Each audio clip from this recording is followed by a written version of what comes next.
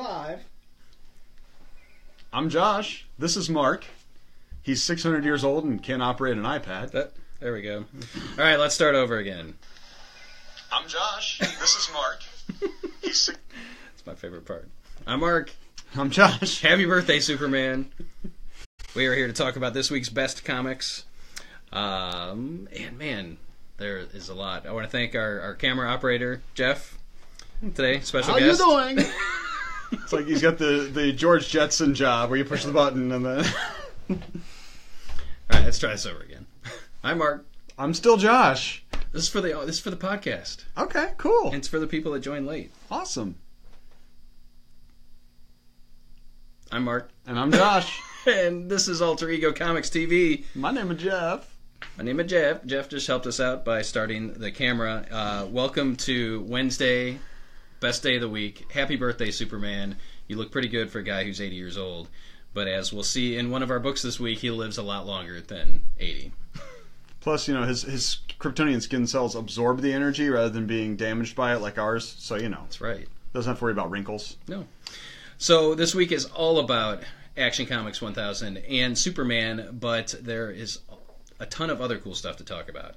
So we may go a little more in depth than usual, I think. My plan is to dissect Action Comics 1000 story by story, so we'll see. Say hi to Jess and Jess, or Jessica and Jess, and Mike and Jess again. That's it. I can read. Who says I can't? If you are joining us live, let us know that you're out there. Say hi. We appreciate that always. And if you have questions as we go through, please shout them out, and we'll get to them. And then type them into your keyboard. Unless you have a voice-activated thing, then I guess we unless can you're wearing a headset and you're using Siri or something. All right, my pick of the week is Action Comics 1000. I debated about this because there are a lot of other great books this week. But Action really takes the cake. First off, there are 10 different covers, 10 different standard covers to Action Comics 1000. One of them is blank, and then there are store-specific variants, I guess, floating out there as well, which we didn't get because I can't sell 5,000 copies of anything. Of anything, really. Yeah, I wish we could. I sincerely do. So Action Comics 1000 is a celebration of 80 years of Superman, and it is a who's who of Superman creators past and present. I will go through this here. Every story in here is excellent. We have the first one by writer and artist Dan Jurgens, who is probably most well known for being the artist during the Death of Superman storyline. Also for creating Booster Gold. Yes, we'll get to that later. It is a great one about Superman being honored by the city of Metropolis, but also feeling like he can't take any time away because there might be an alien threat coming to Earth. Awesome stuff. The next story is by Pete Tomasi and Patrick Gleason, the team behind the current Superman series, and is top-notch. It goes hand-in-hand with Superman 45 this week as kind of their swan song on the title. However, we do have a special. We have a Superman #1 special, I think. It sounds like a diner menu item coming out soon. We have Marv Wolfman and Kurt Swan telling a great story, and my understanding... Isn't Kurt Swan dead? Kurt Swan is dead, so here's what happened. They took artwork from Superman The Secret Years, and possibly some other stuff, and wrote some new words, kind of a la the Mark Captain America Jack Kirby thing from last week. Or the John Byrne Star Trek caps. Yeah, those are motion caps. It's the same thing, though. He just picks existing stuff. And yes, but it was top-notch, and... for those of you that enjoyed Kurt Swan's artwork in the past, it'll be refreshing for you. And if you've never experienced the artwork of Kurt Swan, well, here you go. One of the most well-known Superman artists, I would say. Then we have a story by Jeff Johns and Richard Donner, buddies from back in the Superman days when Johns was Donner's intern, I suppose. I think that's what it was. For those of you under 40, Richard Donner is a director who directed some Superman movies. And is he related? Is he in Goonies? Is Goonies somehow Richard Donner related? Yeah, I think I feel like he's somehow connected. He did. He directed Goonies. Spielberg produced it. He also did some other stuff. But who cares? Because he did Superman and Goonies. Yeah. I think he did that Mel Gibson, Julia Roberts movie. Conspiracy Theory? Yep. Written by Brian Helgeland, who also wrote A Knight's Tale and LA you get so Story. much more than you bargained for when you watch or listen to an episode of this, because we are full of useless information. More than you bargained for, more than you want, probably. Story by Johns and Donner, artwork by Olivier Coipel. So, blam, a killer team on that. We get a story by Scott Snyder and Raphael Albuquerque, the creators behind American Vampire, so they are reunited. Then we get a tear-jerker of a story by Tom King and Clay Mann. Man, beautiful artwork. I from literally Clay Mann. almost cried reading that story. It was tough. Yes. Then we get a story by Louise Simonson, who was one of the writers during the Death of Superman years, Death and Return of Superman. Artwork by Jerry Ordway, who was one of the artists during that time period. And the thing that really impressed me about this was Ordway's artwork. It is outstanding for a guy that's been in the business for decades. Paul Dini writes the next one with pencils by Jose Luis Garcia Lopez, another Superman artist. Top 2 probably Superman artists. Top 3 when you throw in Schuster. Probably he needs to get some credit. Hi, Roberto. Which is a great Mxyzptlk story. I guess I'll just leave it at that. And then the final story. I'm sorry, there are 2 more stories. We get Brad Meltzer writing a story with art by John Cassaday, a killer team there. And then the final story is Brian Michael Bendis' first work at DC Comics with pencils by Jim Lee. And it ties into his upcoming work on the Man of Steel. I believe it's a 6-issue weekly miniseries, followed by Bendis taking over both Superman and Action. And I will say that every story in here, with the exception of the Bendis story, is uplifting and heartfelt and hopeful. Bendis' story is, that doesn't mean it's not good, it's just heavy, and it sets up what's to come in the Superman book. So there's some darkness to it. Any comments on the book? It was excellent. Honestly, I liked the Bendis story, and I still think it's the worst one in there. Like, every story in that book is good. The Tom King one is amazing. The Scott Snyder one is really good. Like, it's just across the board very strong, which is good. I like it when big, important books are actually good. Favorite cover? Favorite cover? I like the checkerboard one. Is it 60s? The Mike Allred one? The Mike Allred one. Yeah, that's a good cover. That seems to be the people's pick here. Most people pre-ordered that one. The Jim Lee one seems to be very popular, but that's the basic cover. Jim Lee. My favorite is the 1980s tribute, just because it's very Superman the movie, Christopher Reeve esque. And I'm trying to complete blank on who did that one. No idea. Can't even tell you. I'd recognize the name, but somebody will help me out. So the 80s one is for me. As I mentioned earlier, Superman 45 is also out this week by Gleason and Tomasi, and this is, as I said, their swan song. I still don't know what's in the special, but this is great. If you've been reading their Superman series since they started with the beginning of Rebirth, this is a nice way to go out. Their run has been fantastic. Yep, absolutely. And also, Tomasi this week's Super Sons? Because that was out this week too. I didn't read it. Sorry. I liked it. It's fun. First up for me, my pick of the week is Skyward, #1 from Image. Not from an imprint, just Image. Written by Joe Henderson with art by Lee Garbey. And we have kind of a sci-fi story, we'll say, where something happens one day and causes the gravity level on Earth to alter dramatically. And I'm not sure if it's Earth-wide or just in a localized thing. They make it seem like it's pretty much everywhere. So we get to see some stuff the moment it happens, and then we jump ahead to see a girl who's basically never lived in a world where she couldn't fly. And they can't really, like, fly. They're not Superman flying, but they can leap quite high. Gravity's very light, probably lighter than the moon. They don't give us a number, but it's super light. They have to tether and stuff. Yeah, light enough that if they don't tether, they float up into the space. Because of centripetal force. I'm not a physicist. But, well, I mean, you wouldn't just drift up just because. Yeah. But it is beautiful, it is poignant, it is relatable. I really liked it. It's smart sci-fi that leaves you with questions that you want answered. It's great. Check it out. Yeah, I think it's my indie pick of the week. And I know it is. If I had to pick one indie book this week to buy, it would be Skyward. Okay, next up for me is Daredevil #601.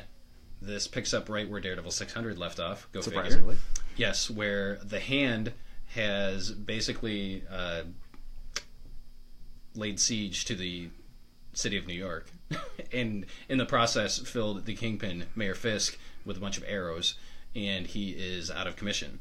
So the deputy mayor becomes mayor because someone put a loophole in the bylaws of the order of succession or whatever, not the bylaws, in the order of succession for New York City mayor, and rather than someone else becoming mayor, I don't even remember who it was supposed to be. I think it was supposed to be Wesley. Was it supposed to be Wesley? No, because he's just chief of staff. Yeah, okay. It would have been the Secretary General or something weird like that. Kofi Annan? Yes, Kofi Annan will be there. Okay. Boutros Ghali. So we're just making stuff up now, but Matt Murdock... That's a real name. I know. Matt Murdock is now mayor of New York City. And it is a great story written by Charles Soule, who's been doing a great job on Daredevil since he took over the title. But the clincher for me on this, the thing that put it over the top, was the addition of new regular artist Mike Henderson. Who is Mike Henderson, you say? He's the artist on Nailbiter. The public advocate is There we who's go. supposed to succeed before the change. Okay. So if you are a fan of Henderson's work on Nailbiter, then I highly recommend you check this out. I mean, really, what he brings to this is excellence. Not like the other artists were bad before, but it made me enjoy the book even more than I already did. So Daredevil is always good every time it comes out, but this week has a little something special with the addition of Mike Henderson on art. Next up, we're going to talk about a moral quandary in which I find myself. I like good comics, but I also like to encourage good behavior. So it is with some reluctance that I tell you my next pick this week is John Wick #2. John Wick apparently just can't come out. It was originally, the first issue was originally supposed to be out in September. It ended up shipping in December. November. Yeah. And then this one just came out in, what are we in? April. So that's a huge gap, and that is dumb, and publishers should not do that because it's bad for everyone involved. However, if you have any affection at all for the John Wick movies, these are amazing. Written by Greg Pak, art by Giovanni Valletta. It's everything that was cool in the movie. As a matter of fact, it's more than was cool in the movie. Because the movies are great action pieces with just hints at an interesting world, and we get to see, because this takes place before the movies, we get to see kind of the more interesting parts of the world. We get to see some of the things that were cool in the movie as John's introduced to them. And we also get to see some wicked cool action and just...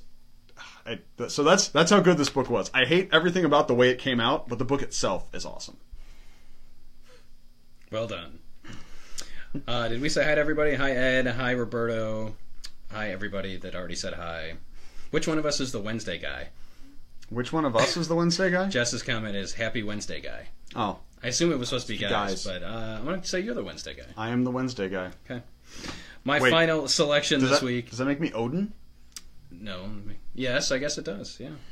Can I be the Thursday guy? I'll be Thor. Thor, yeah, that sounds good. My final pick, although I could have picked many, many others. I know. We know you meant guys, Jess. I'm just messing. I saw a guy up there, and it just struck me. Sometimes you get struck by guys. Don't worry about it. Amazing Spider-Man 799, Go Down Swinging, Part 3. This is Dan Slott's swan song to Amazing Spider-Man after writing it for like 25 years. A very long time. Not really that long. So this features the Norman Osborn with the Carnage symbiote, that thing, with Carnage. And that equals the Red Goblin, and he is vicious. And so basically, Peter made a deal with Norman last issue. By the way, Norman knows that Peter is Spider-Man. Thanks, Jonah. Which seems to happen every 20 years or so. If Norman would just keep his life together and stop getting his memory erased. So Norman makes a deal with Peter that Norman will not kill, maim, wound, date any of his family or friends if Spider-Man never shows his mug anywhere ever again. And Peter agrees to that deal, so he's assembled his amazing friends to keep watch over his family and friends, but also keep an eye out for the Red Goblin. So that includes Miles Morales and Silk and that sound guy, Clayton something or Clayton Cash. Cash Clayton? I don't remember his name. It's Clayton Cash. Johnny Storm, Agent Anti-Venom. I think that covers everybody. And man, this just felt like an episode of 24. The last couple issues, the whole Go Down Swinging storyline has felt, it's pulse pounding, it's action packed, it's got beautiful artwork by Stuart Immonen, and I cannot wait to see where it's supposed to wrap up with issue 800. So we've got one more issue to go, and really? It concludes in the oversized issue number 800. I love it. Love it. I hate Johnny Storm's current costume because I keep thinking he's Constrictor. Or the Shocker. Yeah. But, yes, the book is quite good. Some questions are answered. More questions will be posed. Raised, yes. Yeah, will be raised.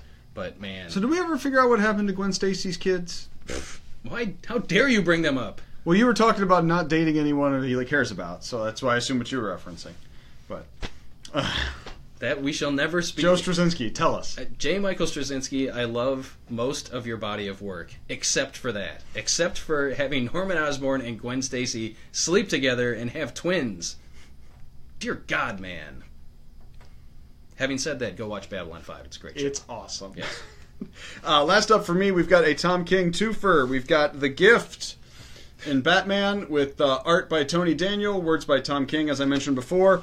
This is the story of Booster Gold's wedding gift to Batman, and like all Booster Gold gifts, it goes very poorly, and time travel is involved. It was awesome and fun. I will say, if you like Elseworlds and alternate timeline stuff, this is definitely worth a look. But honestly, it could be about Batman shopping for socks, and if Tom King writes it, you should probably read it anyway. Also up this week, Mr. Miracle, number 8 of 12. Last issue, Miracle and Barda had a baby, and now this is about being new parents while also being the High Father of of New Genesis, and carrying on a war, a serious all-out war on the other side of the galaxy. It's just amazing. I can't say nice things, and I really love... You can't say nice things? I can't say enough nice things. Okay. You usually can't say nice things. Yeah, that's true, too. Funky Flashman, who you'll remember is sort of Jack Kirby's tongue-in-cheek poke at Stan Lee as a promoting character, is the nanny for the kid, helping Barda and Scott, and it is just incredibly, amazingly awesome. Mr. Miracle is great, Vision is great, Tom King is great. Yep. That's all. It is an amazing week for new comics. I was hoping that Action 1000 was going to be excellent. It was, it is, but I was blown away by how much I enjoyed all the other books that came out this week as well. So everybody's firing on all cylinders this week. Yeah. So make sure you head out to your local comic shop and pick up any of the stuff that we talked about this week, or any other books we didn't talk about this week that you like. And if you enjoyed this episode, please like, comment, and share. We want to get this in front of as many people as possible, because we only talk about stuff that's good. The world doesn't need more negativity. We should only talk about stuff we like. If everybody talked about stuff they liked, the world would be a much better place, right? Right. Sure. Look, I got some thumbs up. All right. Woohoo! So thank you for watching. We will be back next week with a new batch of comics to talk about, and we hope you have a great week. Got anything? Get in there, you big furry oaf. I couldn't care less what you smell. I take orders from only me. Maybe you'd like it back in your cell, your highness, your worshipfulness, your highness.